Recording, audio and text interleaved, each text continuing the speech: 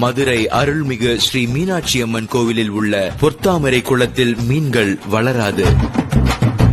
திருவண்ணாமலை சுவாமி எப்போதும் ராஜகோபுரம் வழியாக வராமல் பக்கத்து வாசல் வழியாகத்தான் வெளியே வருவார்.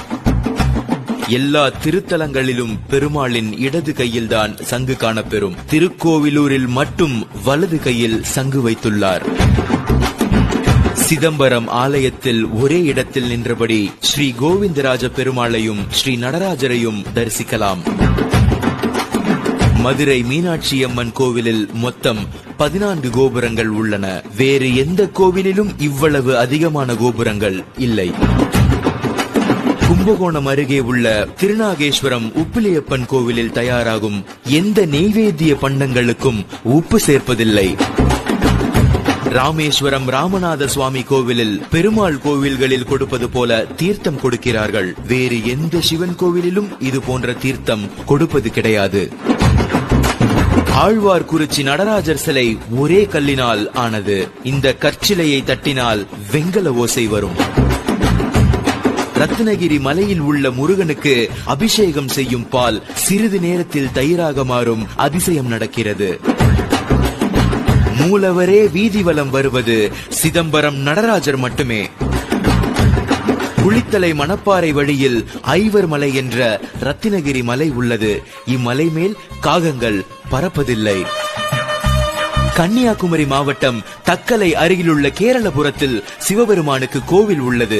இங்கு அரச மரத்தடியில் நிறம் மாறும் அதிசய விநாயகர் இருக்கிறார். ஆவணி மாதத்திலிருந்து 6 மாதங்கள் வெள்ளை நிறமாகவும், மாசி மாதத்திலிருந்து 6 மாதங்கள் கருப்பு நிறமாகவும் மாறிவிடுகிறார். சந்திரகாந்த கல்லால் உருவாக்கப்பட்ட இந்த சிலைக்கு இப்படி ஒரு சக்தி இருக்கிறது. சைவர்களுக்குரிய திருவாதிரையும் வைணவர்களுக்குரிய வைகுண்ட ஏகாதசியும் ஒரே மாதத்தில் ஒரே திருக்கோவிலில் நடைபெறுவது சிதம்பரத்தில். இமயமலை சாரலில் இருக்கும் திருத்தலங்களில் ஒன்று பத்ரிநாத். மே மாதம் முதல் வாரம் நடை திறப்பார்கள். நவம்பர் மாதம் முதல் வாரத்தில் மூடுவார்கள். நவம்பரில் கோவிலை மூடும் போது ஒரு தீபம் ஏற்றுவார்கள். அந்த தீபம் மீண்டும் கோவில் திறக்கப்படும் வரை, அதாவது 6 மாதம் எரிந்து கொண்டே இருக்கும்.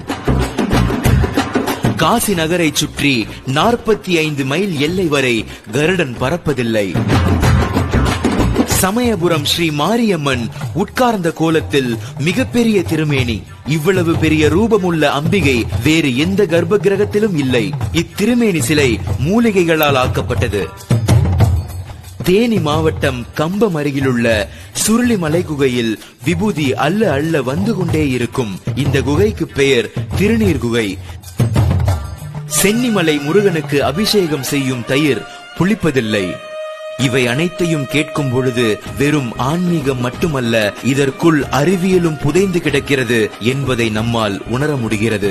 வாழ்க முன்னோர்கள், வளர்க நம் வாழ்வியல். இதை போன்ற அதிசயங்கள் உங்களுக்கும் தெரிந்தால் கமெண்ட் செய்யுங்கள். இதை மற்றவர்களுக்கு தெரிவிக்க ஷேர் செய்யுங்கள்.